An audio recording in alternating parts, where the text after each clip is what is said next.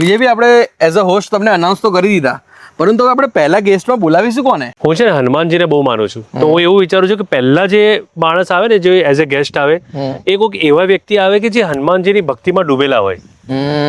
એવું તો કોણ હશે? રસરાજજી મહારાજને બોલાવીએ. એટલે રસરાજજી વાળા તમારે એક ફોન કરવા પર આવી હશે, પૂછી જોઈએ ભાઈ. હા, જય સિયારામ મહારાજજી.